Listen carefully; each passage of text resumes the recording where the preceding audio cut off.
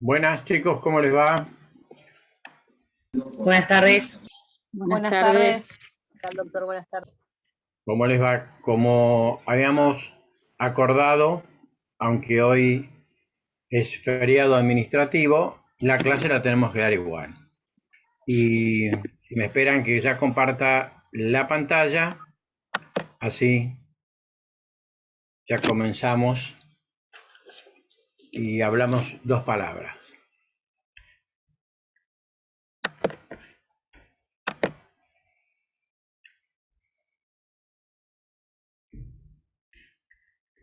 Muy bien. ¿Me escuchan ahí? Sí, perfecto. ¿Se ve bien lo que ¿Escucha? dice el papel Se de ve Estado? bien. Sí, sí. Bien, bueno. Sí, Nos sí, quedan se ve cuatro bien. clases, lo cual es muy poco para dar todo lo que tenemos que dar. Como ven, ha sido un curso que no le hemos sacado ningún día y por eso tampoco hemos sacado temas. Lo que hice, eso sí, fue limitar la exposición, ampliación de algunos temas. Fíjese que voy a decir nada más que dos palabras de una cuestión muy interesante. Ustedes saben, muchos saben, que yo escribí un libro, tengo acá, se los voy a mostrar, que se llama La Argentina Postergada. ¿Sí?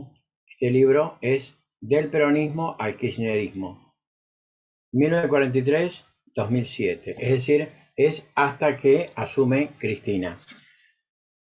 Hubiera sido muy interesante para mí poder hablar sobre el gobierno de Menem, dado que en este momento es el tema que los medios de comunicación están comentando, pero lamentablemente no puedo decir nada. No puedo darme el lujo de opinar en relación a los hechos de su primer gobierno, del segundo, la importancia o no de la reforma de la Constitución, porque tengo que darles hoy la unidad 8 y ni bien termino con la unidad 8, que en realidad está muy acotada, iniciar con la unidad 12, que es muy larga, y necesito terminarla el próximo lunes, que ya es de acuerdo al almanaque que tenemos previsto, sería el último lunes, el lunes 22, porque el 24 veríamos si hacemos un repaso con Leandro o lo dejo a Leandro que repase lo que a mí realmente me interesa y preocupa mucho, que son las disposiciones de la Constitución Nacional y Provincial, porque hoy, y si no, el próximo lunes, vamos a ver la Constitución de la Provincia de Buenos Aires. Hay muchos estudiantes que están a un paso de recibirse de abogados y nunca se acercaron a la Constitución de la Provincia de Buenos Aires. Por lo tanto, es muy importante que veamos de darle a este curso la seriedad que tiene. Me limito en mi irrefrenable deseo de hacer consideraciones muy fundadas, porque ese libro que ustedes vieron, que tiene más de 600 hojas, me llevó ni más ni menos que 10 años en escribir. Entonces, me tengo que limitar a darles esto. Por lo tanto, en estos 4 días va a ser el desarrollo el siguiente. Hoy vamos a dar la unidad 8 y vamos a empezar con la unidad 12.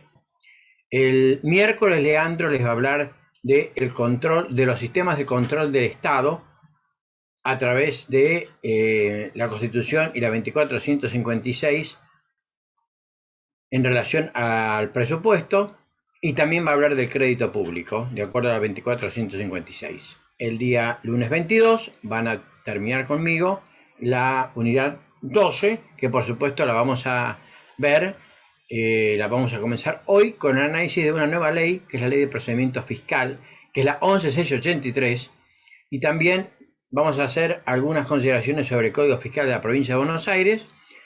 Vamos a terminar con eso y con la unidad 13, donde vamos a ver algunos impuestos, los más importantes, y vamos a hacer un repaso dentro de por lo menos en una hora dedicada a hacer un repaso. Bien. El día 4 tengo previsto que el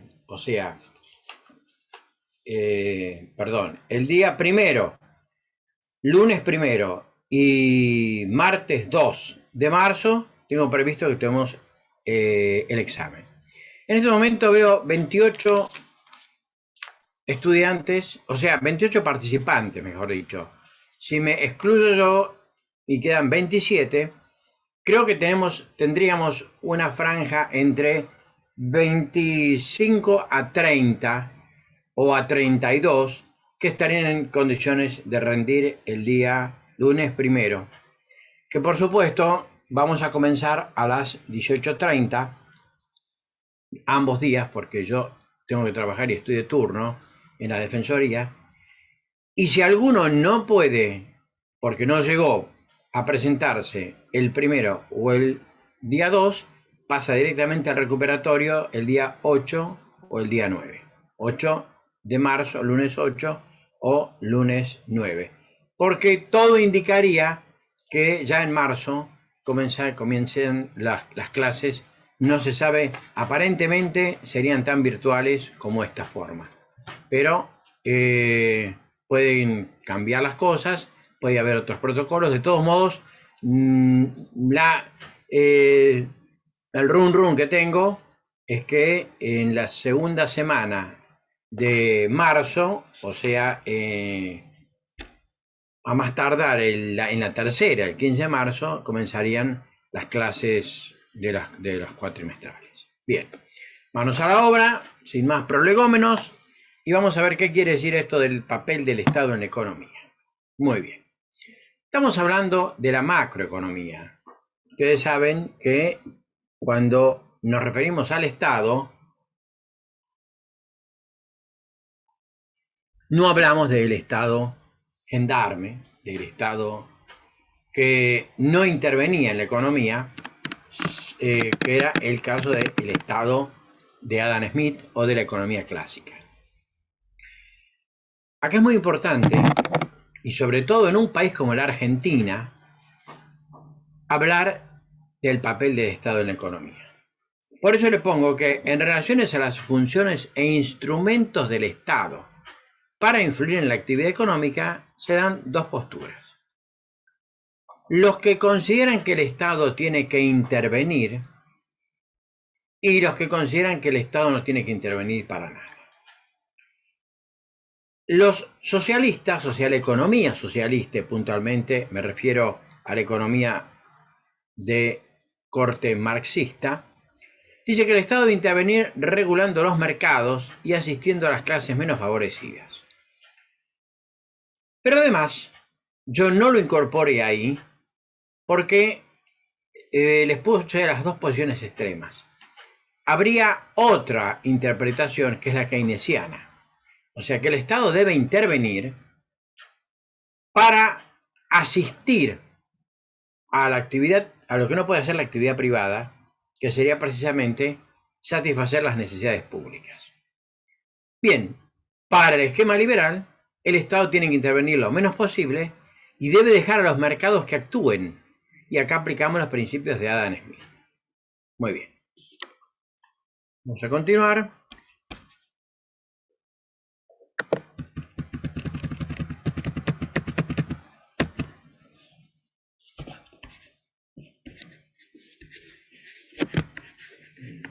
Vamos a un poquitito acá.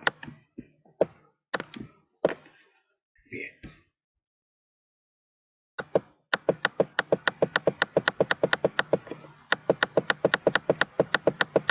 Bueno, como ahí ustedes ven, yo les pongo lo siguiente.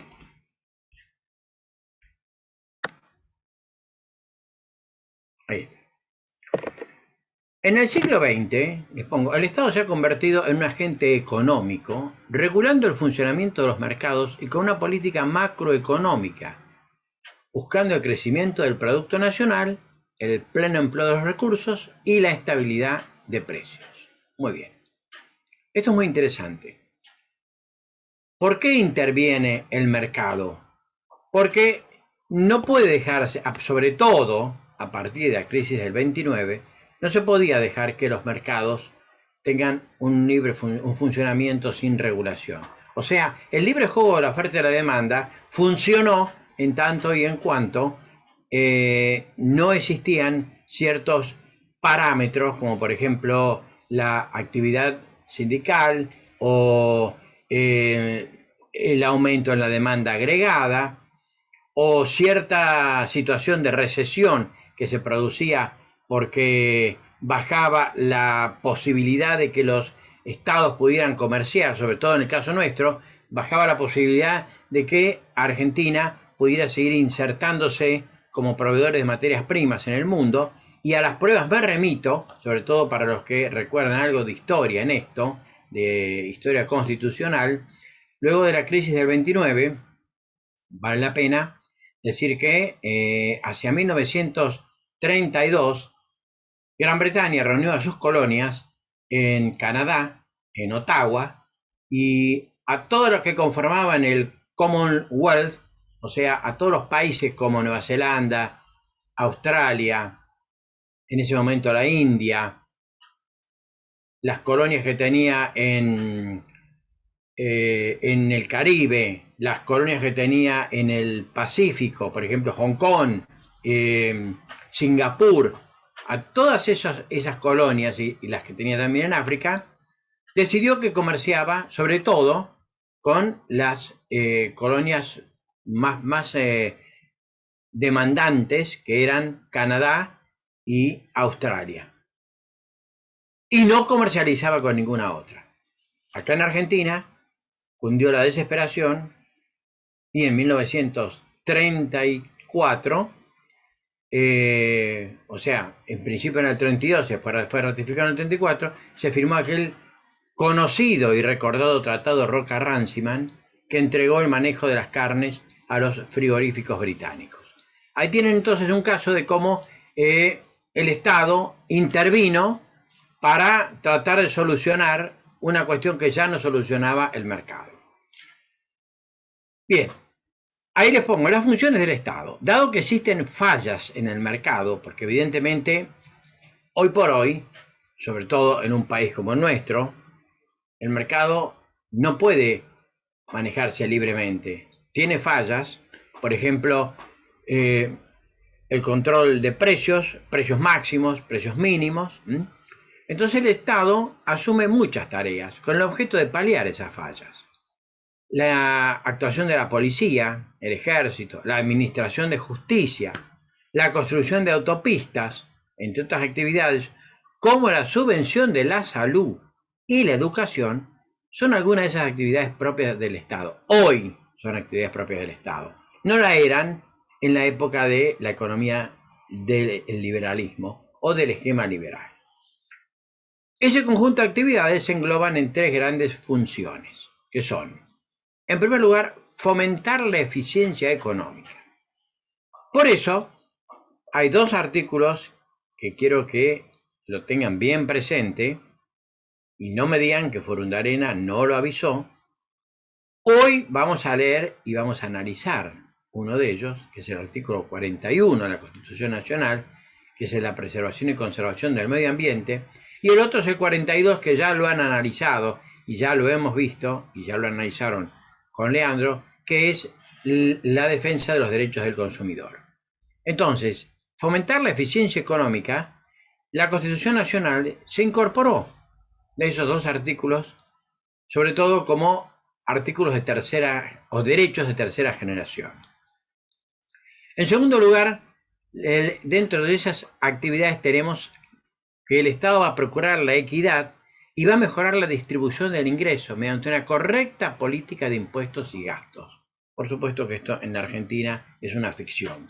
Yo se los digo porque así debería ser.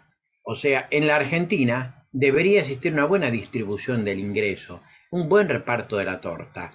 O sea, de los 4 factores que componen los llamados factores de la producción, la distribución del ingreso tendría que ir a los sectores más desfavorecidos, a las clases más castigadas y sobre todo aquellas clases en las cuales se ha enseñoreado la pobreza.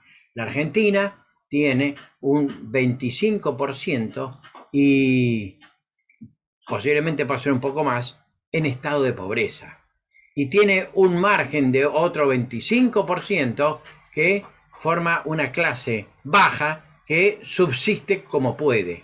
Entonces, prácticamente la mitad de la población de la Argentina no recibe del Estado, desde el punto de vista de la equidad, lo que necesita. Y la correcta política de impuestos se refiere a que la presión fiscal que tenemos los argentinos es muy grande.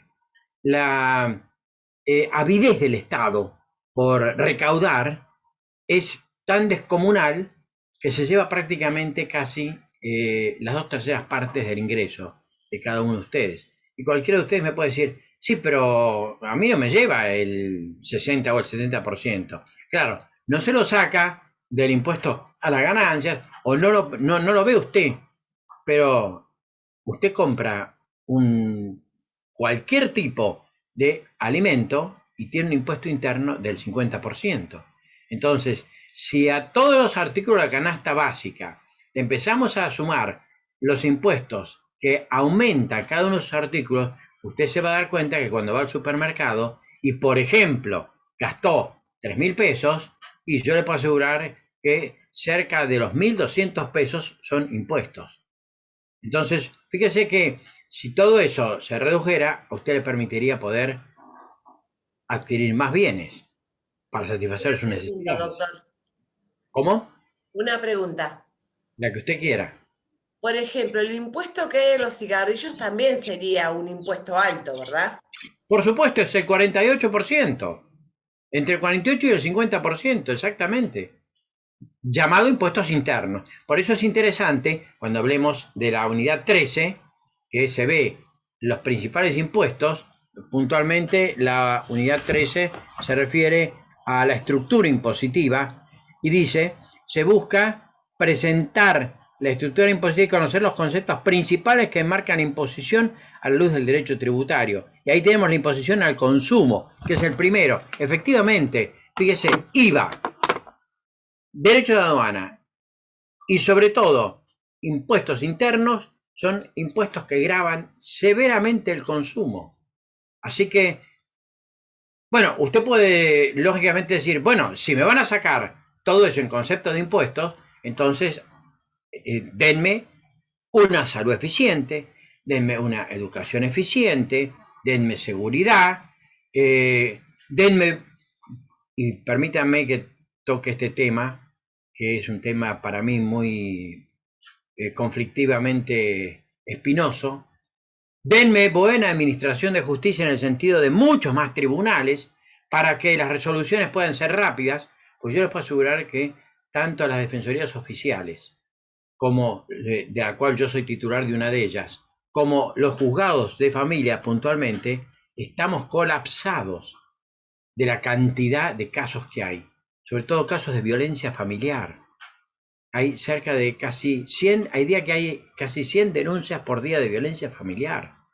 Entonces, usted me va a sacar un Estado de la provincia de Buenos Aires una cantidad de dinero, bueno, devuélvamelo en servicios, satisfagan las necesidades, devuélvamelo en buenas rutas, que no tenga que pensar en que en energía, que no tenga que tener cortes de luz, que no tenga que tener cortes de agua. Entonces, todo eso conforma la eficiencia del papel del Estado en la economía. Y finalmente, propiciando la estabilidad y el crecimiento económico. ¿Y cómo se propicia la estabilidad y el crecimiento económico? Porque el crecimiento económico quiere decir aumentar los niveles de la productividad. Y el tema de la productividad es una cuestión del Congreso. Artículo 75, inciso 19, la famosa cláusula del progreso. Entonces, fíjese que hay 3 cuestiones que van de la mano. Defender el valor de la moneda, generar empleo y fomentar la productividad de la economía.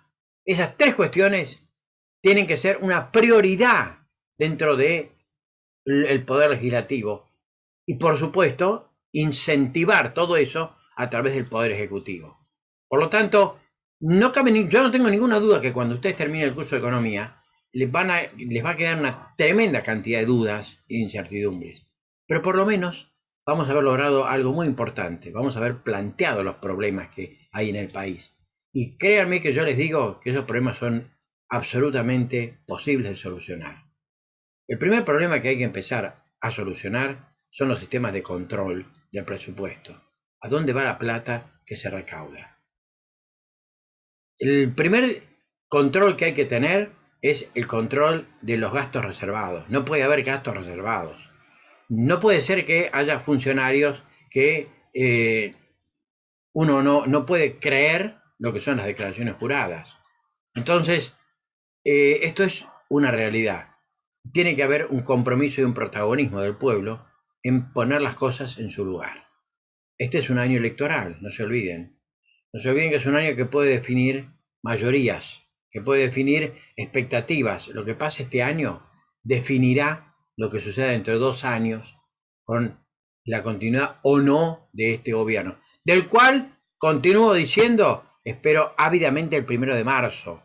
Y los invito a ustedes a que ese 1 de marzo estén escuchando por la televisión cuál es el mensaje que el presidente da al Congreso cuando abre las sesiones legislativas.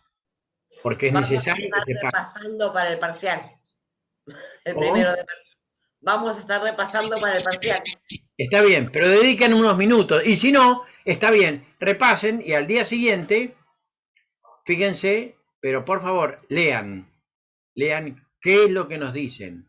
Porque ni siquiera se han previsto en el presupuesto montos adicionales significativos para la adquisición de vacunas. Cuidado con estos temas. Cuidado con lo que se va a dedicar o se va a destinar para solucionar el gasto público. Bien, ahí tienen la eficiencia del mercado como título. Y entonces lo que queremos decir acá es lo siguiente. Bueno, ahí a veces pasa esto, pequeño inconveniente, que vamos a solucionar ahora bajando.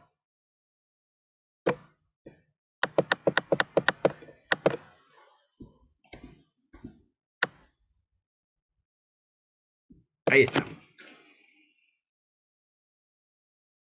El mercado funciona, pero tiene sus fallos. Fallos o fallas, como quieras llamar. Ello atenta contra la eficiencia del mercado, no tenga duda. Es necesario tratar de obtener un equilibrio general, pues al interrelacionarse todas las economías domésticas o familias, las empresas y los mercados, se da respuesta al problema económico que es qué producir, cómo y para quién. Denme un segundo, por favor.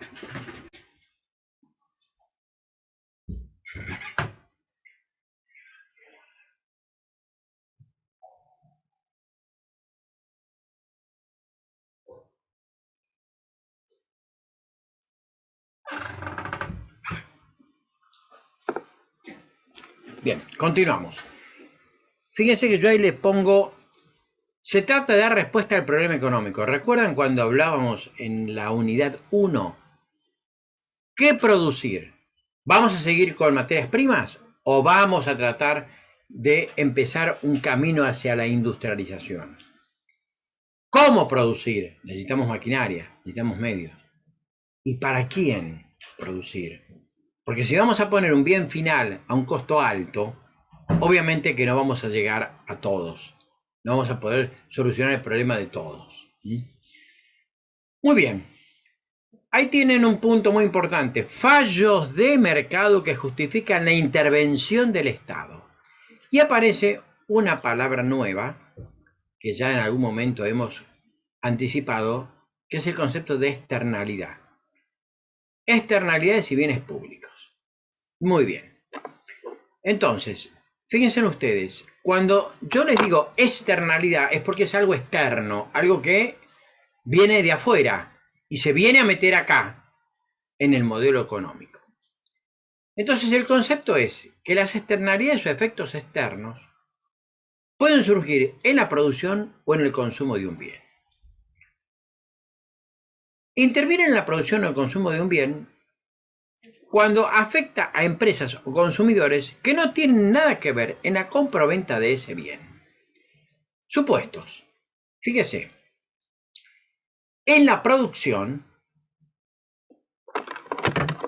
se dan dos tipos de externalidades.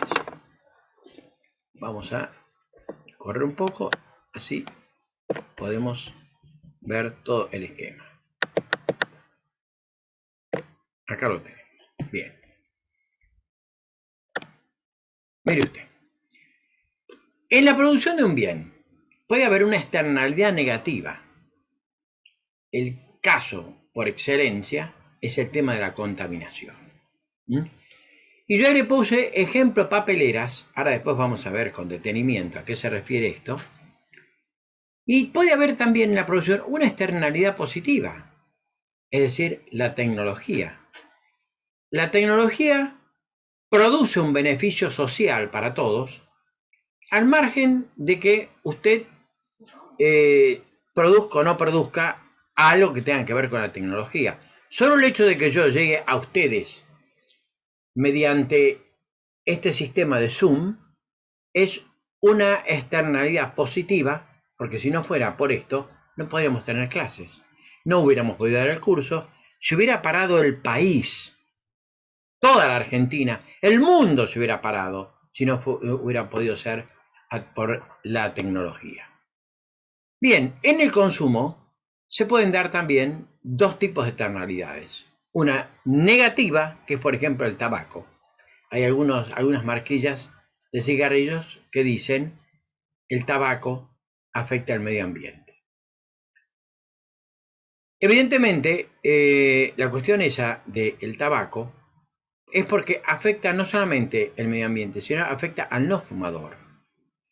Fíjese que hubo una época, yo me acuerdo, que viajaba en avión al exterior, era chico, y entre una butaca y otra, entre un asiento y otro en avión, donde usted apoyaba, estaba el apoyabrazos, había un pequeño cenicero, o sea que hasta adentro de los aviones se podía fumar.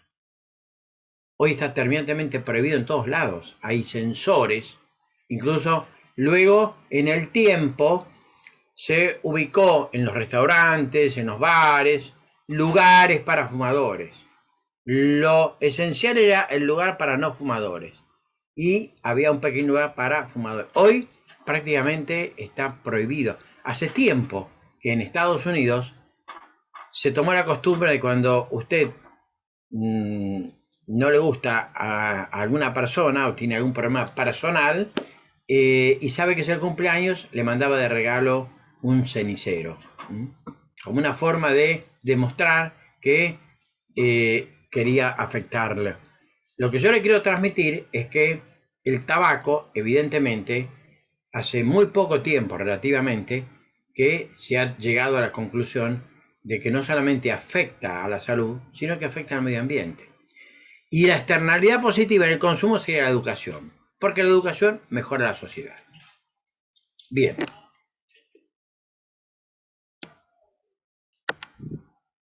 Vamos a tratar ahora esto puntualmente y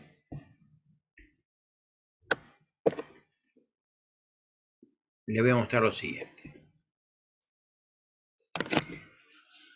Caso de externalidad negativa en la producción que tuvo amplia repercusión en la Argentina y que originaron contaminación fue el caso de las empresas papeleras en Fraiventos.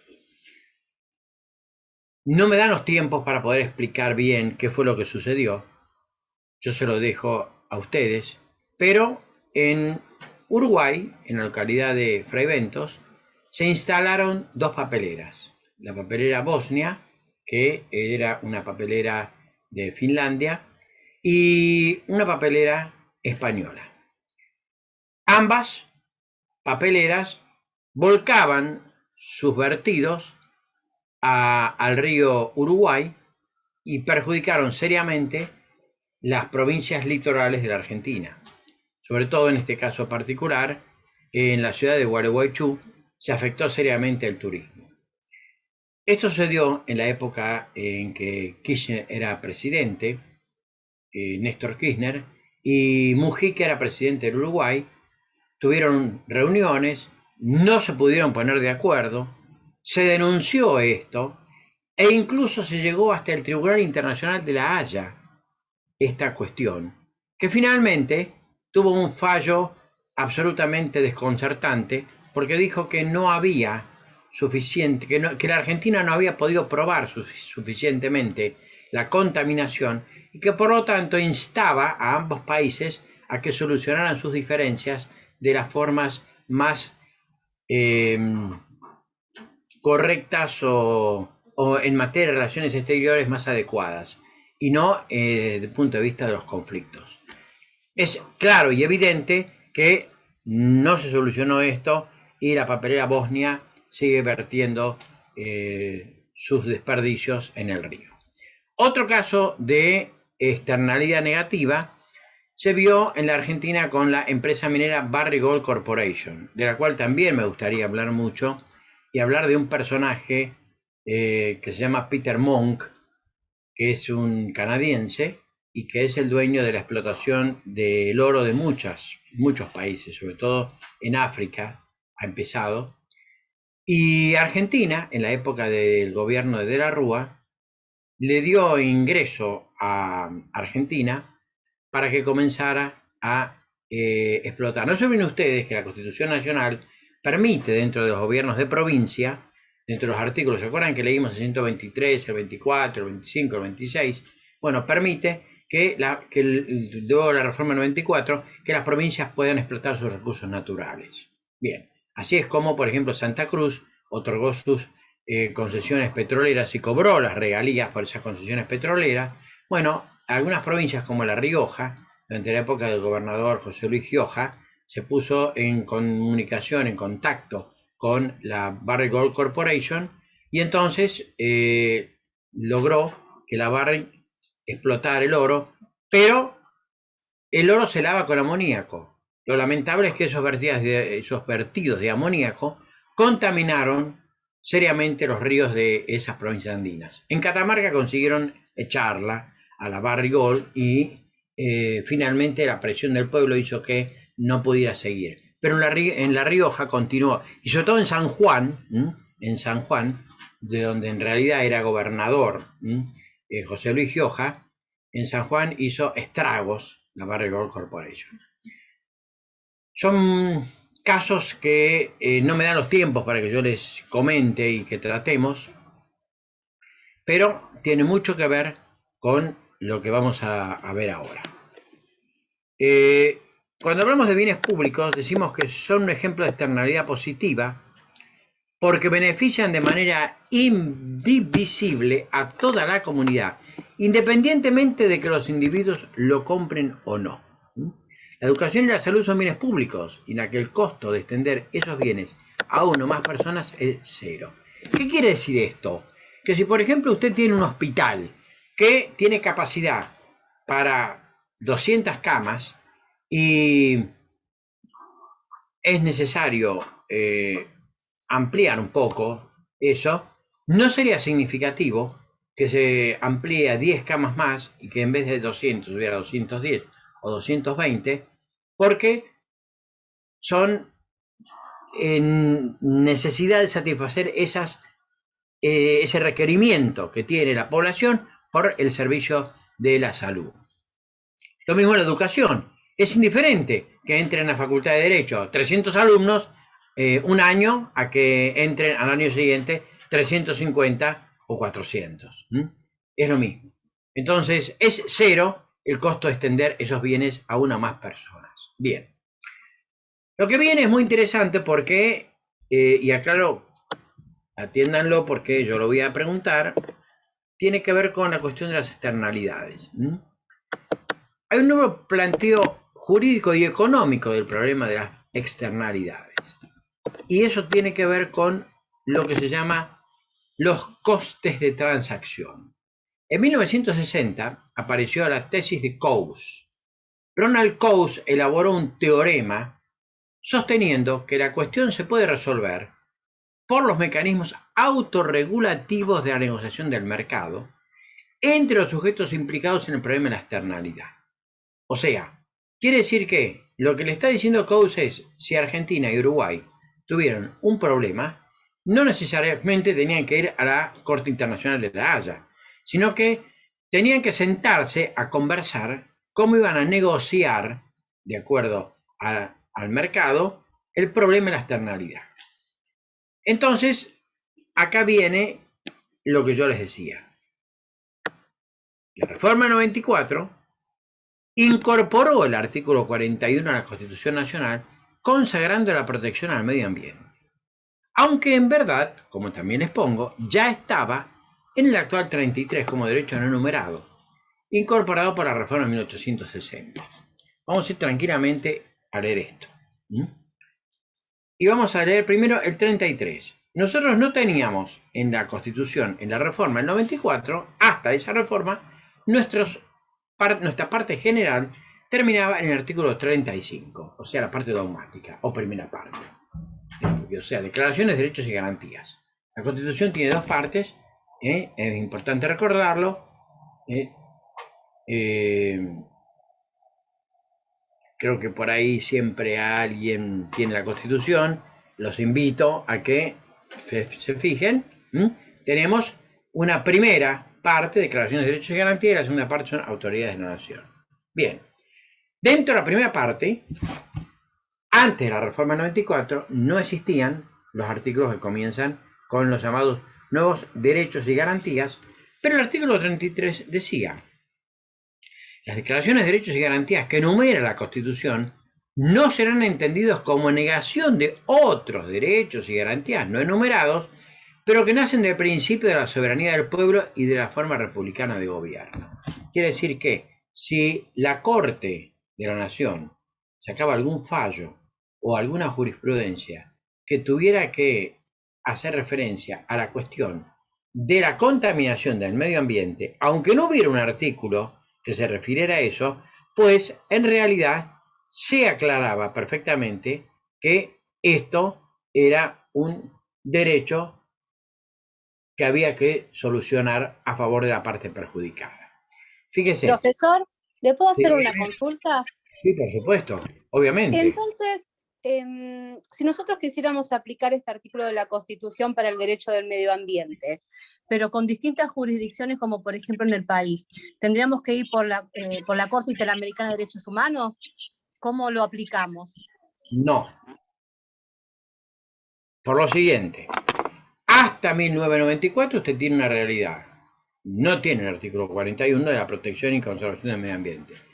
Pero a partir de 94 sí lo tiene. Entonces, ahora lo que corresponde es aplicar el artículo 41. Y es lo que vamos a leer ahora. Que también tiene su correlato en la Constitución de la Provincia de Buenos Aires. Atención. O sea... ¿Cómo lo aplicaríamos? A ver, yo no entiendo. Si el problema está en ponerle en Uruguay, sí. Esta empresa está en Uruguay, pero ¿cómo aplico mi Constitución al problema que tiene Uruguay?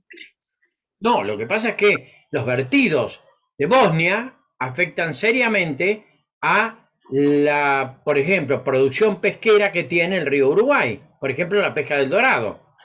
Entonces empieza a morir una cantidad de... porque usted no se olvide que si bien son ríos que dividen dos países, de todos modos, la jurisdicción sobre esos ríos está compartida.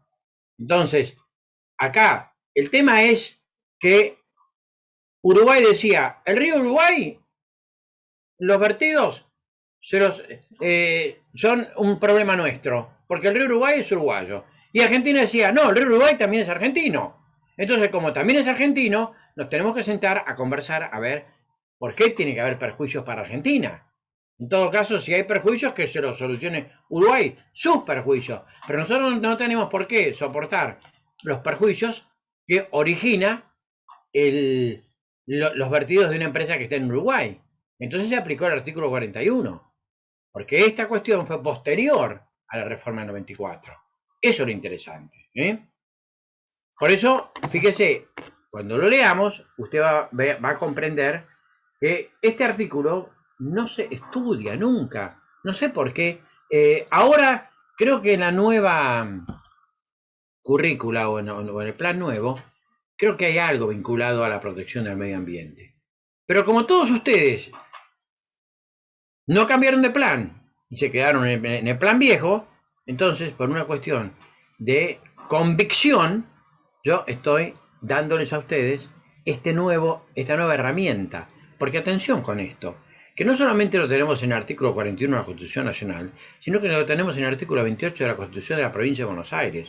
Y esto, usted puede reclamar al defensor del pueblo, dentro de la municipalidad de General Pueyrredón, cualquier cuestión que usted considere que está vulnerando o afectando su medio ambiente o que está contaminando su casa, el lugar donde usted se encuentra, o simplemente la ciudad. Como buena marplatense, que seguramente usted se va a hacer carne de la defensa del derecho, porque no vamos a ningún lado con callarnos la boca. Precisamente el objetivo de este curso, y fíjense chicos que esto es muy importante, fue que conozcamos nuestros derechos y que los llevamos a cabo aplicándolos. Por eso, cuando yo les dije en la primera clase, economía y finanzas, ¿estamos hablando de una materia de ciencias económicas? ¿Parecería que nos equivocamos de carrera, que entramos a la Facultad de Ciencias Económicas? No, estamos hablando de la aplicación y de la defensa de nuestros derechos.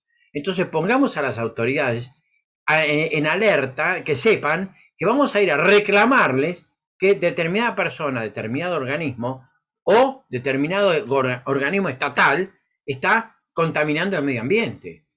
Y defendámoslo, porque es la necesidad imperiosa de ponerle un límite al avance de que hago lo que quiero. Fíjese que yo viví toda mi vida en el puerto de Mar del Plata, o sea, toda mi vida, hasta que me casé con mi primera esposa. Después me divorcié, bueno, etc.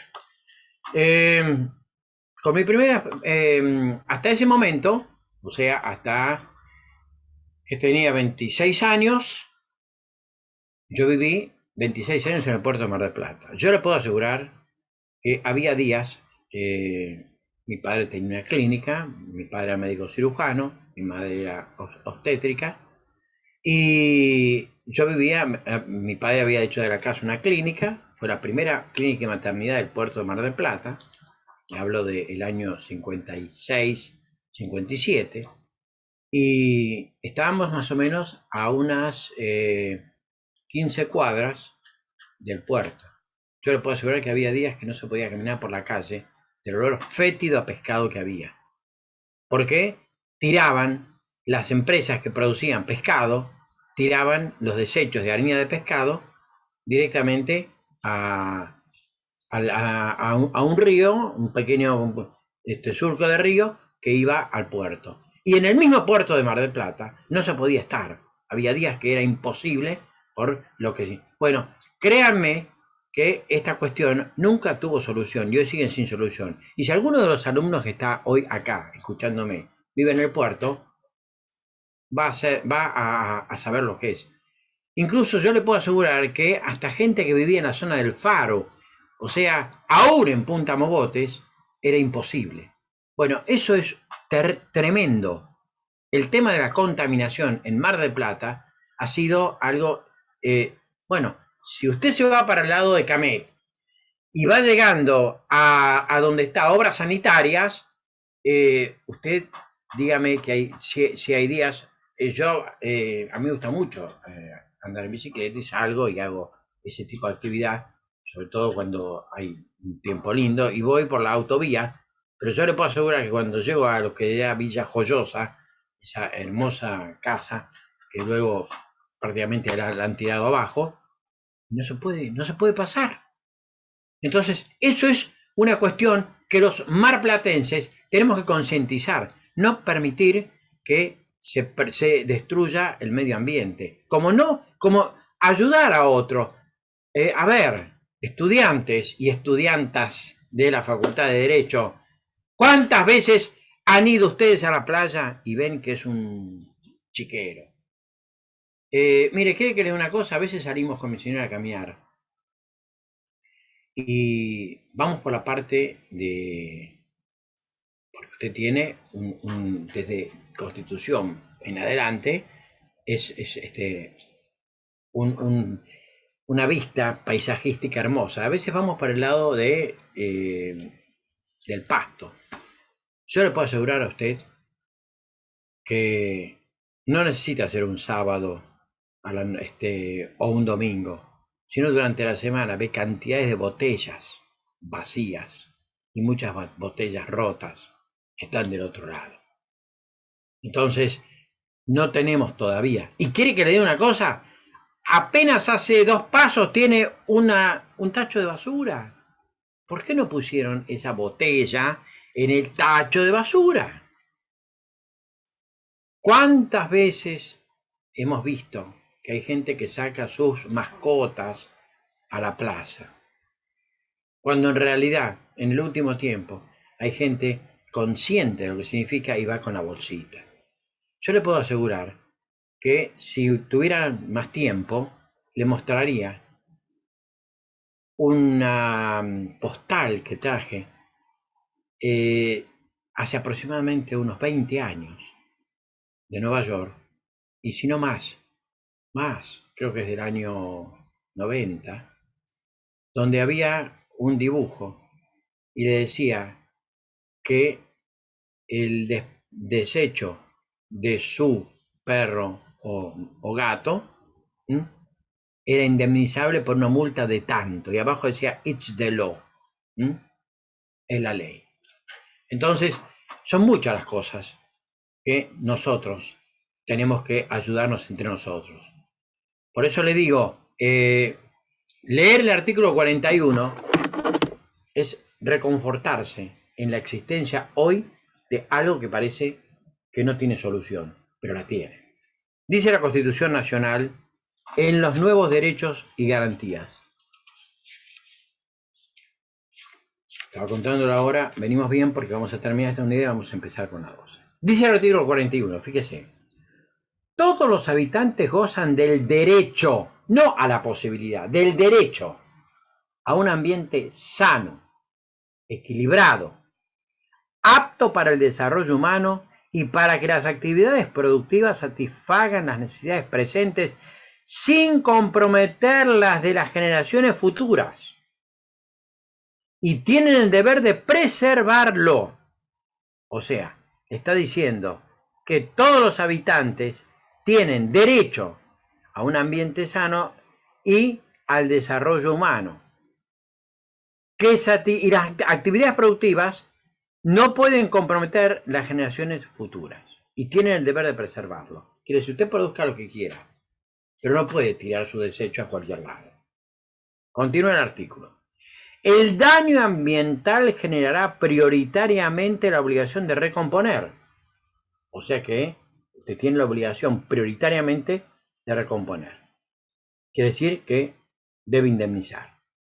Según lo establezca la ley, las autoridades proveerán a la protección de este derecho. Escuche esto. A la utilización racional de los recursos humanos, de los recursos naturales. Utilización racional de los recursos naturales. A veces yo salgo de mi domicilio, acá en Constitución, en el barrio Constitución, prácticamente cerca acá de Samar, y veo calles que están llenas de agua y no ha llovido. Y es porque los que tienen pileta de natación decidieron sacar el agua y derramar todo el agua. Nosotros no entendemos lo que significa la protección del agua. La desparramamos y la derrochamos. Dice, las autoridades proveerán a la protección de este derecho, a la utilización racional de los recursos naturales, a la preservación del patrimonio natural y cultural. Nosotros no hemos preservado ni hemos conservado nuestro patrimonio cultural, artístico, arquitectónico. En Mar del Plata no tenemos lugares históricos. teníamos la Rambla Vieja francesada en cualquier ciudad del mundo. No vaya a Europa, ni siquiera, mire, a Brasil, donde tienen todo un barrio preservado en Salvador Bahía, que es el Pelourinho. Cruce al Uruguay, la que fue una provincia argentina, y tiene una ciudad, que es la ciudad de Colonia de Sacramento, que está exactamente igual que en la época colonial, y con las paredes de adobe, y la han mantenido. Nosotros no conservamos nada. Nosotros somos tan malos en la defensa del medio ambiente que el paradigmático edificio del Cabildo, por la fiebre y locura del progreso, porque había que llevar adelante una ciudad que fuera exactamente igual a París o a Londres, le sacamos 3 salas de un lado, 3 salas del otro, y lo dejamos de muñequito de torta al Cabildo de la Ciudad de Buenos Aires. Entonces, es imposible. Acá teníamos casas maravillosas. Yo conocí la casa que el presidente, expresidente obviamente, fallecido, Marcelo Torcuato de Alvear, hizo a su mujer, que era una cantante lírica, a Regina Pacini, una casa maravillosa, hermosa, frente al Golf Club de Mar del Plata, y esa casa la tiraron abajo para hacer un edificio. Resulta que un ex intendente del Proceso compró la villa Victoria Ocampo, que había sido donada a las Naciones Unidas. Se compró la villa Mitre.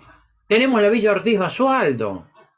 Y gracias a eso tenemos algo. Porque en 1974 se tiró abajo el Hotel Bristol, que era una maravilla de la construcción de la época de Mar del Plata.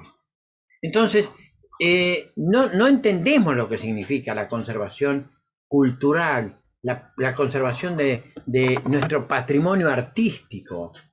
Entonces, este artículo es significativo. Fíjese, la diversidad biológica, la información y educación ambiental. Y tiene una tercera parte este artículo que dice: corresponde a la nación dictar las normas que contengan los presupuestos mínimos de protección y a las provincias necesarias para complementarlas, sin que aquellas alteren las jurisdicciones locales. Y atención con esto, porque lamentablemente, esto se ha hecho en contravención a esta disposición. Se prohíbe el ingreso al territorio nacional de residuos actual o potencialmente peligrosos y de los radioactivos. Yo les puedo asegurar que se han firmado convenios con China y se han traído material tóxico, radioactivo, y se lo ha depositado en el sur de la República Argentina, cuando está absolutamente prohibido el ingreso de ese material tóxico y radioactivo. Artículo 41 de la Constitución Nacional. No me odien. Y no me preocupa que me odien cuando se los pregunte, porque voy a tener la satisfacción de que ustedes no solamente van a sostener la importancia de la conservación y preservación del medio ambiente, sino que cuando vayan por la calle y vean que alguno va fumando y tiró el cigarrillo en el piso, yo lo he hecho, Por supuesto que recibí un improperio como respuesta, pero le dije, levanté el cigarrillo y me acerqué hasta la persona y le digo: discúlpeme, pero me parece que se le cayó algo. Hay gente que lo toma muy mal, porque si realmente esa persona hubiera hecho 2 pasos, tenía un tacho de basura. Empecemos por sostener la satisfacción de una ciudad limpia. Empecemos por mostrarle a nuestros hijos la importancia de tener una ciudad limpia. Empecemos por difundir entre nuestras amistades el significado de la preservación y conservación de nuestro medio ambiente en nuestra hermosa y bella ciudad de Mar del Plata. ¿Quieren que le diga una cosa? Yo me siento un privilegiado por vivir en una ciudad como Mar del Plata. Cuando salgo a caminar y veo la hermosísima ciudad que tenemos, créame que me siento profundamente agradecido a la vida por la ciudad en la que vivo. Pero el logro de que Mar del Plata tenga mejor seguridad, mejor salud y sea una ciudad sana y limpia, en mucho depende de nosotros. Seamos nosotros los que les exigimos a las autoridades que provean a eso. Este es el mensaje, y sé que lo receptan. Vamos a la Constitución de la Provincia de Buenos Aires, porque también tiene su correlato, y es importante que sepamos que tenemos una Constitución provincial, y está en el artículo 28. Y así efectivamente, ese artículo 28 es muy grato cuando dice puntualmente: los habitantes de la provincia tienen el derecho a gozar de un ambiente sano y al deber de conservarlo y protegerlo en su provecho y el de las generaciones futuras. La provincia ejerce el dominio eminente sobre el ambiente y los recursos naturales de su territorio, incluyendo el subsuelo y el espacio aéreo correspondiente, el mar territorial y su lecho, la plataforma continental y los recursos naturales de la zona económica exclusiva, con el fin de asegurar una gestión ambientalmente adecuada. En materia ecológica deberá preservar, recuperar y conservar los recursos naturales, renovables y no renovables del territorio de la provincia, planificar el aprovechamiento racional de los mismos, controlar el impacto ambiental de todas las actividades que perjudiquen el ecosistema, promover acciones que eviten la contaminación del aire, agua y suelo, prohibir el ingreso en el territorio de residuos tóxicos o radioactivos y garantizar el derecho a solicitar y recibir la adecuada información y a participar en la defensa del ambiente, de los recursos naturales y culturales. Asimismo, asegurará políticas de conservación y recuperación de la calidad del agua, aire y suelo compatible con la exigencia de mantener su integridad física y su capacidad productiva y el resguardo de áreas de importancia ecológica de la flora y la fauna. Toda persona física o jurídica cuya acción u omisión pueda degradar el ambiente está obligada a tomar todas las precauciones para evitarlo. Está bien. Urundarena, no me diga que me va a preguntar ese artículo 28 así. No, no se lo voy a preguntar así. El 41 sí, le voy a preguntar bastante, sobre todo de la primera parte. Pero sepamos algo del 28. Sepamos que en la provincia de Buenos Aires tenemos un artículo que también preserva y conserva el medio ambiente. Y defendamos eso, porque no solamente es para nosotros, lo dice bien claramente el 41, para las generaciones futuras, es para nuestros hijos, es para nuestros nietos, que puedan correr, que puedan caminar, que puedan disfrutar de un ambiente sano. Es un compromiso de nuestra actual generación el hacer y dar lo mejor para nuestras generaciones futuras. Cuando yo les dije del artículo 33, les comenté que podía no estar el 41, pero por el artículo 33, la Corte Suprema de Justicia de la Nación se refirió al caso en un fallo llamado Saladeristas Podestá contra la Provincia de Buenos Aires. Y este fallo suspendió la tarea de los saladeros que contaminaban el riachuelo. Y se refiere puntualmente a los frigoríficos, porque ustedes saben que en Avellaneda hay muchos frigoríficos, muchos eran ingleses.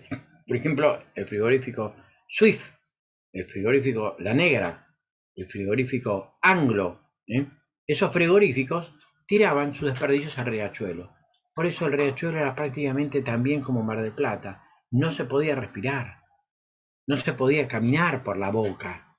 La Boca, un barrio bellísimo, un barrio que atrae al turismo nacional y sobre todo al turismo extranjero que quiere venir a escuchar tango, que quiere venir a saber qué es eso de la calle Caminito. Nosotros tenemos un patrimonio artístico y cultural fantástico. Hay una casa que tiene unas pinturas hermosísimas y que es un orgullo argentino. La casa del pintor Quinquela Martín. Los cuadros de Quinquela Martín, como los cuadros de Petoruti, pintor de La Plata, están en el Museo de Nueva York, en el Museo Metropolitano de Nueva York. Entonces, sintamos la satisfacción, cuando vayamos a Buenos Aires, de ir al Museo de Bellas Artes y ver los cuadros de nuestros pintores argentinos, de ir al Museo del Bicentenario o al Museo Histórico Nacional y ver las cosas que hacen a nuestra historia, de caminar por el Cabildo, de ir a la Manzana de las Luces y ver dónde funcionó la primera universidad la que fundó Bernardino Rivadavia. Llenémonos de eso, porque eso es el verdadero sentimiento de nacionalismo. Defender lo que es nuestro y disfrutarlo. Disfrutemos y llevemos a nuestros hijos y digámosle, acá se desarrollaron las invasiones inglesas, acá en la Plaza Miserere, donde hoy está la tumba de Bernardino Rivadavia, acá capituló William Carr Beresford en la primera invasión y John Whitehall en la segunda invasión frente a Liniers. Eso es hacer que uno le transmita a los hijos la satisfacción por la historia y por el patrimonio histórico de la Argentina. Yo durante 36 años y medio he hablado con este sentimiento y lo sigo teniendo. Y aunque ya no pertenezco más a la Facultad de Derecho, y lo digo no sin cierta pena, no sin una gran pena, igualmente voy a seguir difundiendo. Con Leandro vamos a fundar el Instituto Albertiniano en honor al padre de la Constitución, a Juan Bautista Alberdi.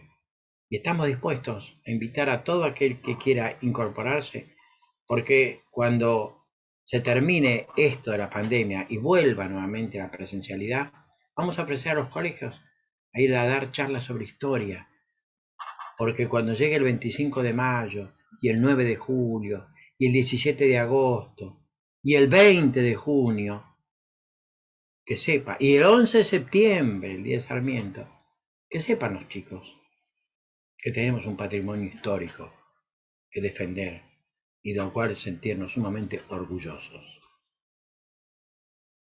Este es mi más profundo y verdadero sentimiento, y se los transmito a ustedes.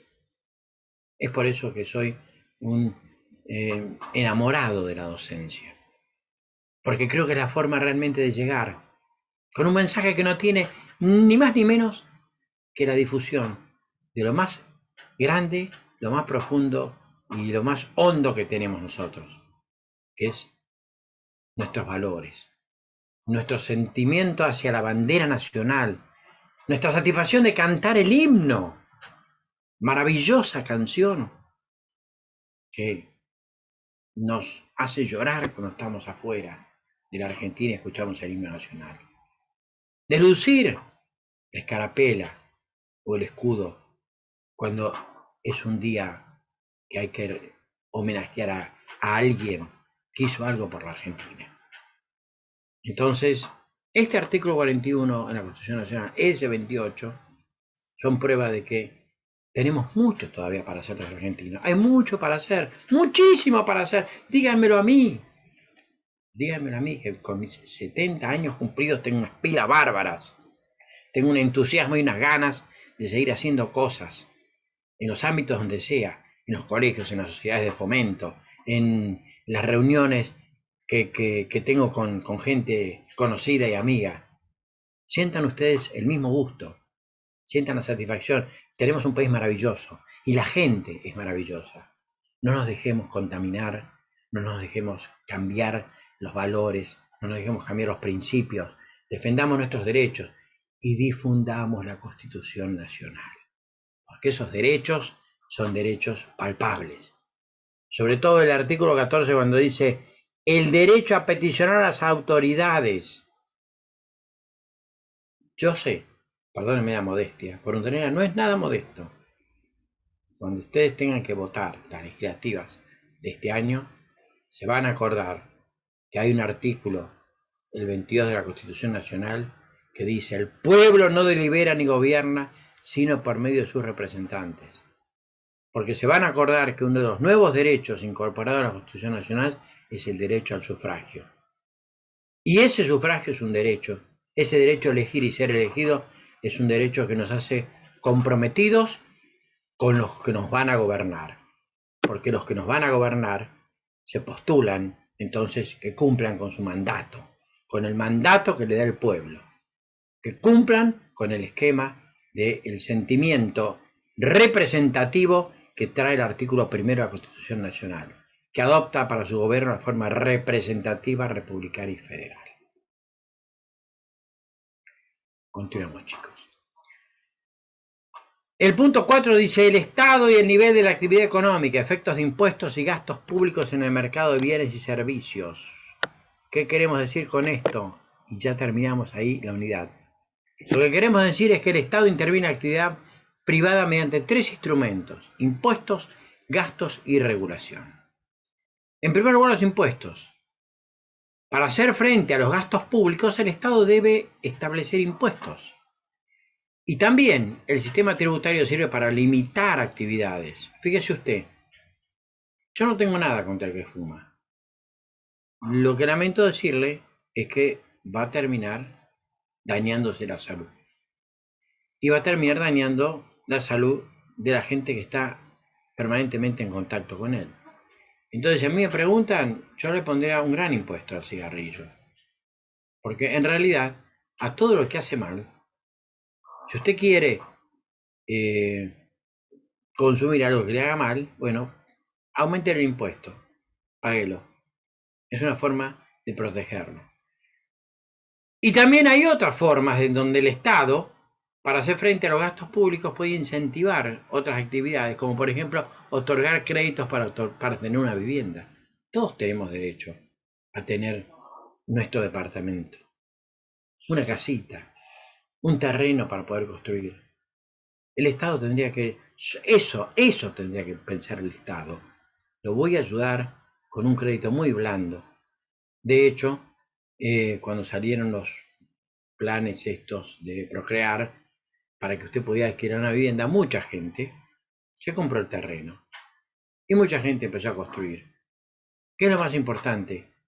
Usted no se imagina lo que significa en otros países del mundo, en Europa, tener una propiedad, porque hay tanta cantidad de gente que vive en países que son como la provincia de Buenos Aires. España es como la provincia de Buenos Aires. Francia es como la provincia de Buenos Aires. Son países chicos. Y otros que son minúsculos, como por ejemplo Mónaco. Fíjese cuánto sale una propiedad en esos lugares. Entonces nosotros que podemos tener la posibilidad que el Estado otorgue créditos para eso. Entonces, el Estado, en segundo lugar, presta servicios como la salud y la educación merced a esos impuestos. Y finalmente la regulación. La regulación es el control por parte del Estado para realizar o abstenerse de hacer otras actividades. Por eso el artículo 14 es un claro ejemplo de ello. Chicos, les voy a preguntar el artículo 14, porque quiero que ustedes se lleven la Constitución Nacional. Todos los habitantes de la nación gozan de los siguientes derechos conforme a las leyes que reglamentan su ejercicio. A saber, y viene todos los derechos: de trabajar y ejercer toda industria lícita, de usar y disponer de su propiedad, de profesar libremente su culto, de expresar por sus ideas por la prensa sin censura previa, de entrar, transitar, permanecer y salir del territorio nacional, de enseñar y aprender. Esos artículos, esa disposición en el artículo 14, difúndanla, porque son derechos que tenemos los argentinos y que tenemos que hacerlos valer. Mis queridos estudiantes y estudiantas, hemos terminado con la unidad de el papel del Estado en la economía, o sea, la unidad 8. Comenzamos con la unidad 12, que vamos a terminar el próximo lunes. Bien, y para eso tenemos prácticamente unos 40 minutos. Ahí vamos a ir a la unidad 12. Bien.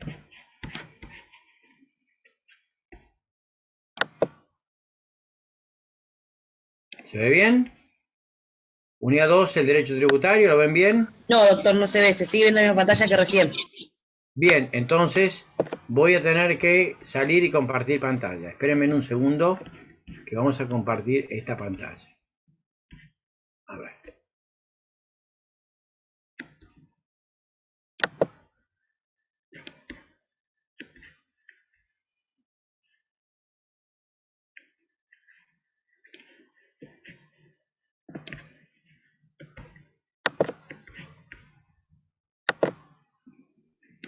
¿Ahora? Ahora sí.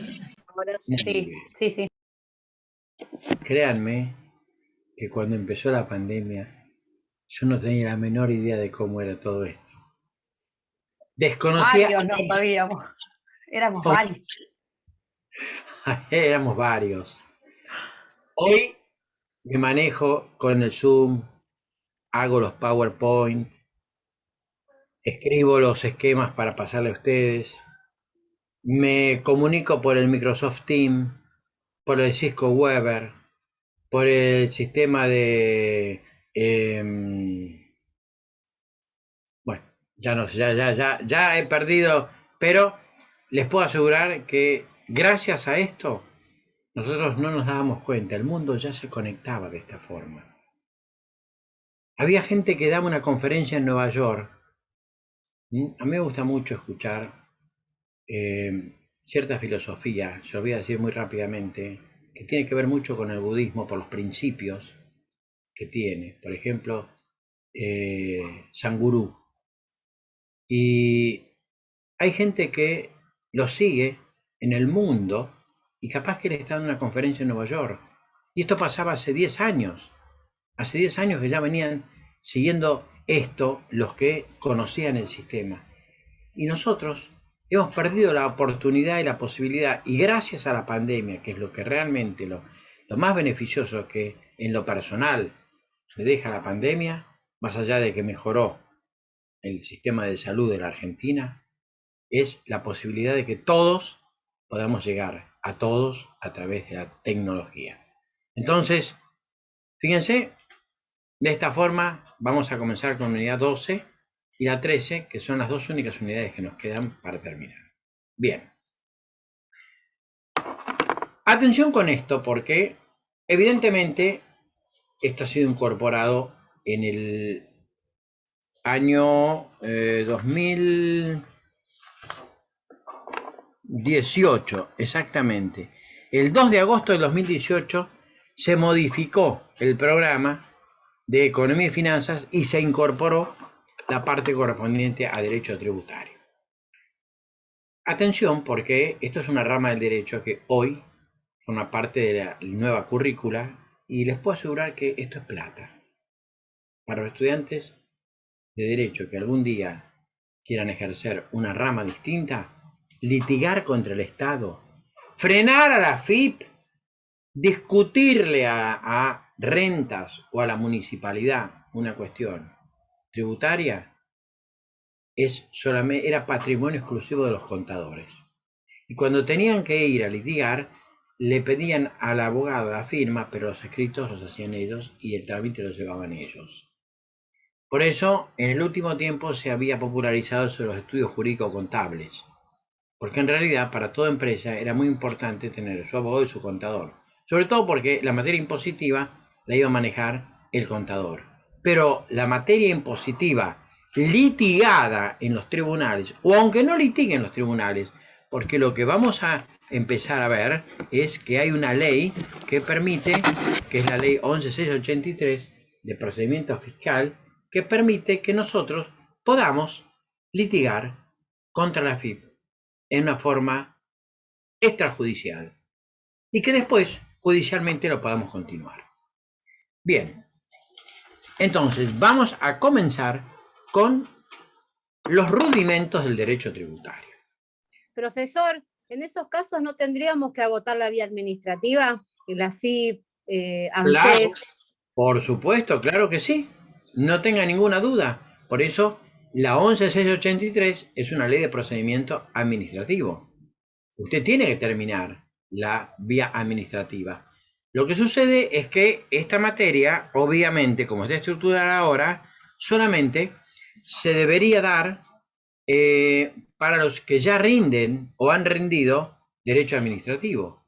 Porque ustedes van a ver, y yo voy a tratar de ser lo menos exigente posible, que hay cierta vía recursiva o procedimiento administrativo para litigar contra el fisco, precisamente, y ustedes, si son estudiantes que empezaron hace 3 o 4 años, tal vez todavía no rindieron derecho administrativo, y no saben cómo es ese procedimiento. Entonces acá yo voy a tratar de darles y que ustedes me pregunten todo lo que quieran para ver que al fisco se lo puede frenar y que la Constitución y la ley les da los recursos para frenarlo.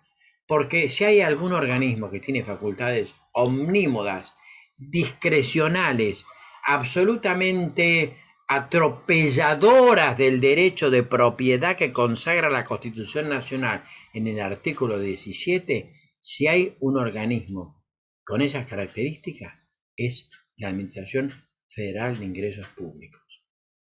Porque las facultades que le da la 11683 son tremendas. Para eso, entonces, estamos los abogados y sobre todo los que se van a querer dedicar a hacer algún cursito de derecho tributario, de procedimiento tributario, y atención, que puede ser mucho lo que está en juego, mucho dinero. Entonces, van a ser especialistas en una rama nueva del derecho. Le aclaro que esto ya en países avanzados, Estados Unidos, en Europa, en Italia, en España, en Francia, este es un derecho que ya tiene una impresionante trayectoria. Nosotros todavía no entendemos que le hemos dejado abandonado esta cuestión a los abogados, a los contadores, porque ustedes van a ver que existe un organismo que se llama el Tribunal Fiscal de la Nación, que seguramente muy pocos han escuchado sobre esto y lo vamos a ver. Y el Tribunal Fiscal de la Nación es un organismo a donde se puede llegar y está dentro de la órbita del Poder Ejecutivo, está dentro de la órbita del Poder Administrador. Y también existe la posibilidad de ir al Poder Judicial. Porque si usted va a litigar contra la FIP, tiene que ir al Poder Judicial Federal. Y si va a litigar contra la ARME, tiene que ir al contencioso administrativo. Porque es importante que sepa que existen juzgados y tribunales en los contenciosos administrativos, en Mar del Plata lo hay, para litigar en contra del fisco. Entonces, es una rama nueva, importante, interesante, la que vamos a empezar a transitar. Bien, entonces le pongo, el Estado debe cumplir funciones para realizar sus fines. Dentro de estas funciones se encuentra la actividad financiera. ¿Qué es la actividad financiera? Es el conjunto de funciones que realiza el Estado, comprensiva de dos aspectos. Ya hemos visto, ya lo empezaron a ver con Leandro el otro miércoles, y las dos funciones o aspectos que conforman la actividad financiera del Estado son proveer ingresos para efectuar gastos. O sea, el gasto es una función trascendente que supone que el Estado, además de gastar para satisfacer necesidades públicas, realiza inversiones para mejorar todo el sistema de esa necesidad pública. Por ejemplo, hacer más hospitales, mejorar los sistemas de energía, que haya... Nosotros tenemos la cuenca hídrica más grande del mundo. Podríamos tener centrales termoeléctricas, centrales usinas, que gracias al agua, como existe, por ejemplo, en Estados Unidos, la represa Hoover, que acá se hizo un proyecto que fue el famoso complejo de Yacyretá, que es uno de los actos de corrupción más grandes de la época de Menem. O sea, cuando yo no me quería meter en el tema y no lo voy a tratar, pero hay muchas cuestiones. Se firmó entre tres países, Argentina, Paraguay y Brasil. En realidad terminó incrementando la deuda externa de Argentina y de Paraguay, y quien se beneficia profundamente de la represa y de la energía de Yacyretá es el Brasil, que recibe energía eléctrica sobre todo en los estados del sur, en Río Grande do Sul y Santa Catarina. Prácticamente la energía eléctrica que recibe la ciudad de Florianópolis proviene de la represa de Yacyretá. Entonces, esto es muy importante, que el Estado realice inversiones, tal como digo, lo postuló John Maynard Keynes. Bien, no podemos hablar de derecho tributario sin hablar de derecho financiero, porque estamos hablando de la actividad financiera. Entonces, el derecho financiero, como muy bien les pongo ahí, comprende el conjunto de normas jurídicas que estudian la actividad financiera en los órganos que la ejercen, que por ejemplo son la FIP a nivel nacional, ARBA a nivel provincial, ARM a nivel municipal. Los medios en que se exterioriza, por ejemplo, usted tiene que hacer una declaración jurada de los impuestos que paga, por ejemplo, bienes personales, o la declaración jurada de ganancias, o la declaración jurada de ingresos brutos, y el análisis de las relaciones que origina, o sea, entre el sujeto activo, que es el Estado, y el sujeto pasivo, que es el contribuyente o consumidor, pobre santo, que somos los que tenemos que pagarle al Estado y que quisiéramos que el Estado nos devolviera en servicios. ¿Cuál es el contenido del derecho financiero? Bien, tenemos en realidad lo que estamos estudiando ahora, que les está dando Leandro, sobre presupuesto, conforma una rama que no es autónoma, pero puede tener una autonomía didáctica, que es el derecho presupuestario, que es la regulación jurídica del presupuesto. Luego tenemos una regulación jurídica de la administración del patrimonio del Estado, o sea, los recursos y los gastos. La regulación legal del crédito público, Leandro les va a hablar el próximo miércoles, además de los organismos de control, les va a hablar de crédito público, o sea, de cómo está regulado la posibilidad que el Estado contraiga deuda externa. El sistema monetario, que es el conjunto de normas relacionadas con la moneda, que esto se ve en Banco Central y Economía Monetaria. Y el derecho tributario o impositivo, como ahí lo tienen, que es lo que vamos a ver. Bueno, de la evolución histórica voy a decir breves palabras, como ven, muy poco, prácticamente casi hasta ahí. Fíjense, hasta ahí, o sea que es apenas, es un poquito más que vamos a ver, pero ustedes van a ver que la idea es que tengan un panorama de la importancia que tiene la actividad. Vamos a volver otra vez. Vamos a volver un poquitito, entonces, a la evolución histórica. Ahí está. Bien. Fíjense lo que yo le pongo. Vamos a subir un poquitito más. Ahí. Yo le pongo principales etapas. Bien. Ahí está. Antigüedad. Desde las primeras civilizaciones, el tributo fue la base del sostén económico de los pueblos. O sea, hasta el momento en el cual los pueblos empezaron a comerciar entre sí, por ejemplo, y lo vamos a ver, lo van a ver con Leandro, en materia de recursos, en materia de tributos, en Egipto había un impuesto a la tierra, había un impuesto a la producción, o sea, existían tributos que muchos de ellos tenían que pagar los judíos, que eran una tribu sometida en Egipto. En Roma, por ejemplo, se destacaron los derechos de aduana y el cobro de tributo a los pueblos conquistados. La legitimidad del tributo no se discutía. Mire qué interesante es esto. Lo dice la Biblia. A Jesús le tiraron la cáscara de banana cuando Jesús entró al templo, y los romanos eran muy pillos porque conquistaban un pueblo y ellos a ese pueblo lo llamaban provincia. Por ejemplo, España era la Hispania, y la palabra provincia viene del latín provinces, o sea, para los vencidos. Ese lugar era donde vivían los vencidos. Conquistaban y elegían a algunos de la población para que cobraran los impuestos para los romanos. Entonces, por ejemplo, en Roma era importante el derecho de aduana, o sea, los pueblos que comerciaban con Roma, que llegaban hasta el puerto en Roma, cercano a la ciudad de Roma, que llegaban a Italia, entonces pagaban un derecho de aduana. Lo mismo sucedía, por ejemplo, con el impuesto que le cobraban a la gente, que era como una especie de impuesto a las ganancias o a los réditos. Entonces le preguntaron a Jesús, por eso digo, le tiraron una cáscara de banana, si era lógico que el pueblo de Israel tuviera que pagar impuestos a los romanos, dado que era un pueblo sometido y que ya bastante trabajaba para los romanos. Jesús dividió las aguas.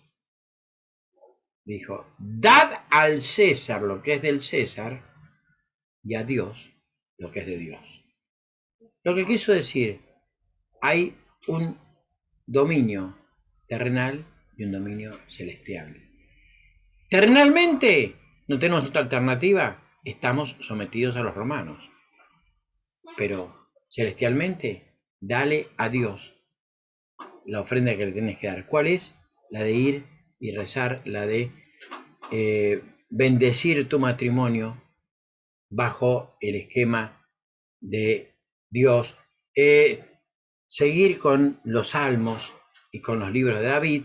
O sea, no se metió, no le dijo qué era lo que querían los romanos, los hombres de esa época, los israelitas de esa época, querían que viniera alguien que los liberara de Roma, que viniera un luchador. Por eso se planteó el problema, Barrabás o Jesús. Entonces, cuando tuvo que resolver el Gran Sanedrín, decidió, y el sumo pontífice, no, lo vamos a liberar a Barrabás, porque Barrabás está haciendo armas para independizarnos de los romanos. Lo vamos a mandar pobre a Jesús, al Calvario, y a que allá termine juntamente con los otros 2 ladrones.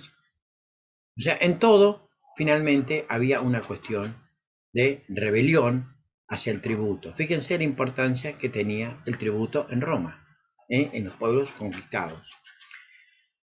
La Revolución Inglesa, mire, con ustedes no he tenido oportunidad, pero no tengan ninguna duda que hay un inicio en la historia del constitucionalismo y que tiene lugar en 1215, cuando aquellos varones, a punta de espada, le sacaron al rey Juan Sin Tierra ese fantástico documento que se llama la Carta Magna. Porque la Carta Magna estaba escrita en latín. En la época en la que gobernaba la dinastía de los Plantagenet, que llegó, los normandos llegan a Gran Bretaña a partir de 1066, luego de la batalla de Hastings, donde Guillermo I, el conquistador, derrota a Haroldo, y entonces ahí se asientan los normandos, y luego de una serie de reyes sucesores, llega Ricardo Corazón de León.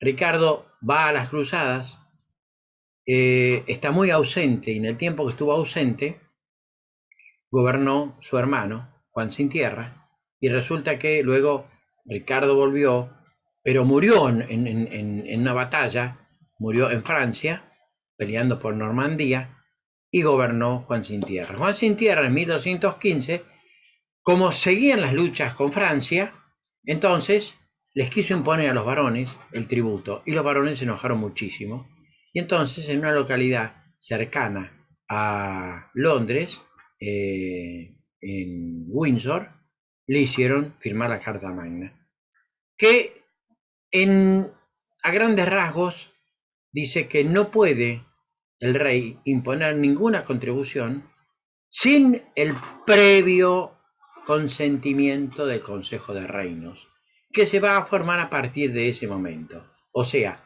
es lo que se conoce como el nullum tributum sine lege previa. No puede haber ningún tributo si no hay una ley previa que lo autorice. O sea que la Revolución Inglesa tuvo su principio en esa Carta Magna. La Revolución Francesa también tuvo su cuestión, su razón de ser una cuestión tributaria. La toma de la Bastilla no es ni más ni menos que un acto de rebelión burguesa por la presión fiscal que tenía la monarquía en contra del pueblo, sobre todo de los comerciantes. No es para hablar de la Revolución Francesa, pero simplemente para decir que estamos en 1789, que estamos en la época en la que gobernaba Luis XVI, y que la fastuosidad que significó construir Versalles con esos increíbles jardines y esos palacios que hizo Luis XIV, el famoso Rey Sol, y que le dejó una carga muy pesada de déficit a su hijo Luis XV, fue precisamente Turgot el que le dijo a Luis XV: Su Majestad, las finanzas del Estado francés están haciendo agua, estamos muy mal. Y Luis XV no tuvo mejor respuesta que decirle: después de mí, el diluvio. O sea, le dejó a su hijo, a Luis XVI, casado con la jovencita María Antonieta, un legado terrible. Y que fue precisamente que para poder seguir adelante había que castigar cada vez más a la clase comerciante, a los burgueses, y de esa manera explotó en 1789, el 14 de julio, la Revolución Francesa. La Revolución Norteamericana también se origina en una cuestión tributaria. Aquel 4 de julio de 1776, cuando las 13 colonias se pusieron de acuerdo en iniciar la separación de Gran Bretaña, lo hicieron porque ya no querían saber más nada con los impuestos que les aplicaba Gran Bretaña a sus colonias en América. Y ahí es donde fue ese famoso hecho de esos muchachos disfrazados o vestidos con pinturas a los indios, y entonces tiraron por la borda el té y rompieron el papel sellado, que era una forma que tenían los ingleses de presionar sobre las colonias. Y además no tenían ningún representante, las 13 colonias, en el Parlamento británico que podía defender esa autonomía. Entonces se separaron. La Revolución Hispanoamericana también se origina en eso. Acá, como les pongo, el agrietamiento del régimen colonial hispano tiene su inicio también en la resistencia a la presión fiscal. Y en igual sentido, la revolución en el Río de la Plata se interpreta bajo la óptica económica de la preponderancia que tuvo el puerto de Buenos Aires con su aduana y los consiguientes impuestos a la importación y exportación. No tengan ninguna duda que tenemos constitución porque se negociaron los derechos de importación y exportación. Y eso, fíjese que cuando ustedes leen el artículo 4 de la formación del Tesoro Nacional, lo primero que se pone es que son nacionales los derechos de importación y exportación. Que por otra parte les comento que es el único impuesto no coparticipable. Pues esto forma parte de la caja grande que tiene el Estado. Por eso cuando en la época de Cristina surgió el tema de las retenciones al campo y se armó el gran escándalo que se armó, era porque se lo quedaba todo el Estado y no lo coparticipaba con las provincias, y cada vez se grababa más al campo. Así que reconoce larga data esta cuestión de los impuestos de importación y exportación en materia aduanera. Bien. Doctor, nos va a matar a esos chicos. Uy, doctora, ya faltan 15 minutos nada más. Ah, bueno, ¿me quiero un café? Bueno, muchísimas gracias. Bien. Concepto del derecho tributario. Definición. Es la rama del derecho financiero que estudia el aspecto jurídico de la tributación. Primero, como actividad del Estado, porque ustedes van a ver que existe un poder de imposición que se basa en la soberanía del pueblo. Nadie necesita explicar que el Estado puede aplicar impuestos. Lo que sí debe hacerlo es mediante una ley. O en este caso, y lógicamente, y en contraposición a la Constitución Nacional, a través de DNU. Además, como en las relaciones del Estado con los particulares, y finalmente las relaciones de los particulares entre sí. El derecho tributario tiene una serie de divisiones. Tenemos el derecho tributario constitucional, que estudia las normas fundamentales que disciplinan la potestad tributaria en la Constitución Nacional y en la Constitución de la Provincia de Buenos Aires, que lo vamos a ver después detenidamente. Después tenemos un derecho tributario sustantivo material, que estudia las normas tributarias en general, y que ustedes lo tienen en el programa, que es la relación jurídico-tributaria, la obligación tributaria, el hecho imponible, etc. Luego tenemos un derecho tributario administrativo formal, que ustedes también lo tienen acá, cuando el programa les habla de la administración tributaria. Entonces vamos a ver que hay normas que regulan la facultad de los organismos encargados de la actividad regulatoria. Las normas establecen los derechos de los sujetos pasivos y las normas que regulan el procedimiento administrativo del fisco en relación a dichos sujetos pasivos, que somos nosotros, las facultades que tiene la AFIP, la determinación de la obligación tributaria, los recursos, etc.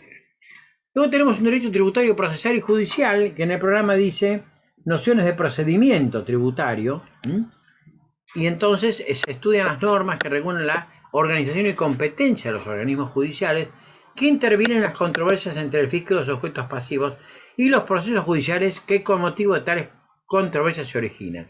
Y ahí surge este organismo que yo le dije, que es el Tribunal Fiscal de la Nación. Los recursos que hay ante el mismo y las instancias judiciales a las que se puede recurrir. Luego tenemos un derecho tributario penal. Algunos estudiantes ya avanzados estudiaron Penal 1 y Penal 2. Y en Penal 2 han visto, porque se dan, el derecho penal tributario. O sea, estudian las normas que regulan las infracciones y los delitos tributarios, el delito de evasión fiscal, el delito de defraudación al fisco. Vamos a ver algunas disposiciones que hay, muy por arriba, pero las vamos a ver. Así como las sanciones y multas respectivas, que están contenidas en la ley de procedimiento tributario, en la ley penal tributaria y en el código aduanero. Bien, una cuestión que acá el programa dice autonomía del derecho financiero y del derecho tributario. Yo les quiero aclarar que soy muy respetuoso del programa, y si ustedes se fijan, les he dado punto por punto cada uno de los temas del programa. Entonces lo único que tienen que hacer es estudiar esto nada más. No se tienen que enloquecer, porque ya esto alcanza y es suficiente. He sacado de muchas obras. He tomado Dino Harach, he tomado Horacio García Belsunce, he tomado la obra de Giuliani von Rusch, he tomado la obra de José María Díez, he tomado la obra de José María Martín, he tomado la obra de Mordeglia. O sea, esto lo he elaborado con varios textos. Entonces, no necesitan nada más que saber esto. ¿Por qué se discute la autonomía del derecho tributario y del derecho financiero? Precisamente para saber si es competencia o no es competencia de las provincias.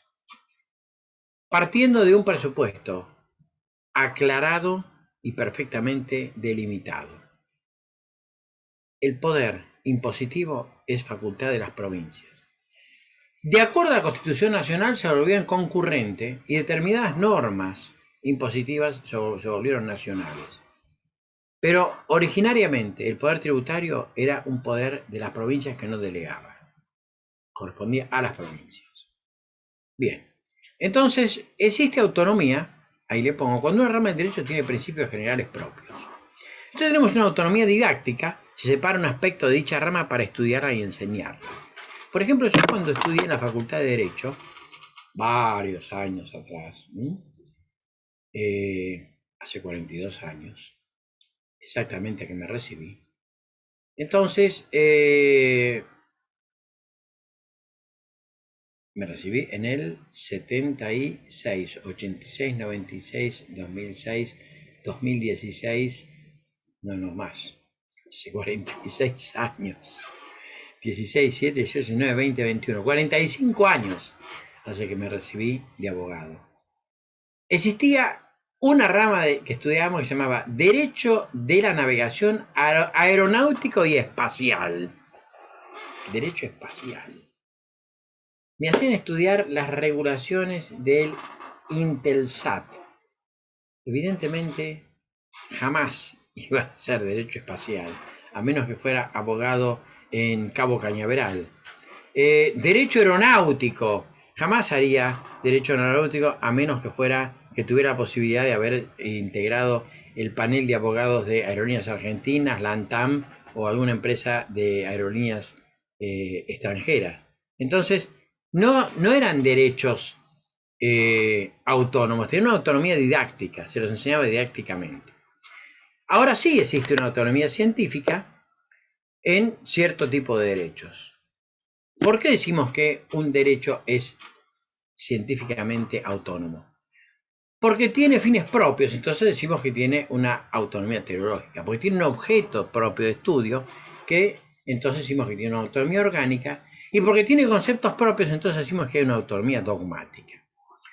Y acá se pelearon a muerte los administrativistas con los civilistas, o sea, los que hacen derecho público con los que hacen derecho privado, y salieron también a dar su opinión los financistas y los tributaristas.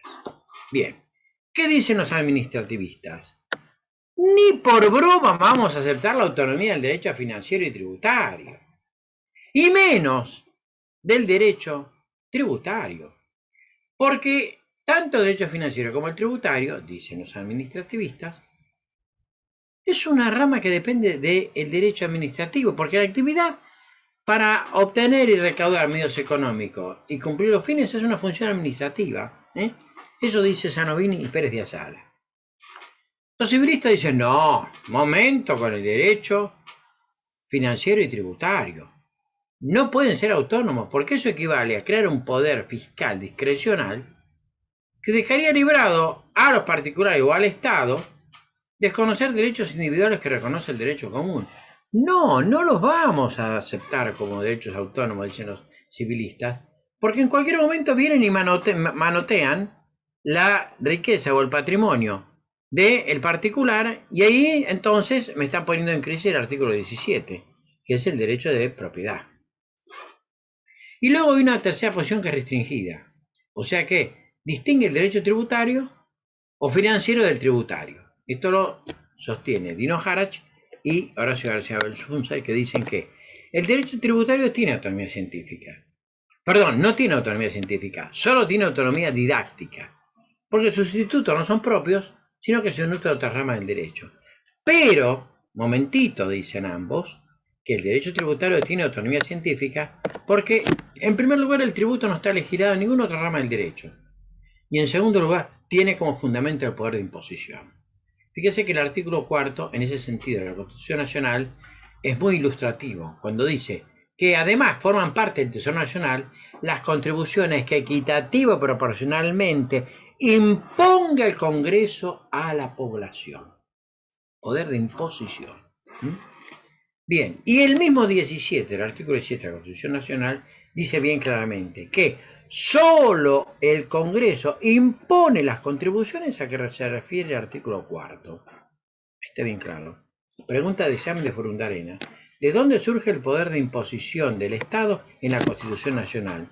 Y usted contesta con toda propiedad del artículo 4, que dice que solo el Congreso impone las contribuciones que equitativa y proporcionalmente impone a la población, y el artículo 17, que dice que solo el Congreso impone las contribuciones a que se refiere al artículo 4. Ya le voy dando algún tips. Bien. Continuamos. Ya en estos 5 minutos que quedan, hay una autonomía plena. Están los que consideran, en cuarto lugar, que el derecho financiero y el derecho tributario tienen plena autonomía. Así lo sostiene Jean-Yves Fonrouge y Sáenz de Bujanda, porque dice, tienen institutos de naturaleza jurídica propia, no se atiene a conceptos del derecho civil ni del derecho administrativo, tienen métodos de interpretación propios y la actividad reglada por el principio de legalidad no es discrecional. Y el doctor Manuel de Juano, a quien tuve la tremenda satisfacción de conocer, profesor en la Universidad Nacional de Rosario, vivió allá, yo lo conocí y escribí con él y formé parte en Mar del Plata de la delegación de la AIT, de la Asociación Interamericana de la Tributación. Decía el doctor de Juano que respecto al derecho tributario es autónomo porque la riqueza, que es el patrimonio particular, se desplaza al fisco por el poder de imposición. ¿Por qué es importante el concepto de la autonomía? Porque legitima la competencia de las provincias para legislar en materia tributaria, o sea, los códigos fiscales. Nosotros en la provincia de Buenos Aires tenemos un código fiscal, que lo vamos a ver la próxima vez, código fiscal de la provincia de Buenos Aires, y entonces ahí ustedes van a ver bien claramente algunas disposiciones que aplica la provincia de Buenos Aires y que aplica a las municipalidades. Bien, vamos a llegar hasta acá y simplemente les voy a mostrar en qué voy a hacer hincapié el próximo lunes, cuando arranquemos con la fuente del derecho tributario. Miren todos los artículos de la Constitución Nacional que tienen un contenido económico, financiero y tributario. Y todos los artículos de la Constitución Provincial que tienen un contenido económico, tributario y financiero. Luego vamos a hablar algo, bueno, la 24.156 ya la empezaron a ver con Leandro, la 11.683 la van a ver conmigo, y la 24.769 es la ley penal tributaria. Luego vamos a ver algunas disposiciones vinculadas a los reglamentos que tiene, por ejemplo, la 11.683, y vamos a continuar con la codificación del derecho tributario. Entonces, siendo las 9:56, o sea, las 10 menos 4 minutos, vamos a parar acá. Ya hemos ingresado, hemos entrado en el análisis, en el estudio del derecho financiero y tributario, y quedo a disposición de ustedes para alguna pregunta que me quieran hacer.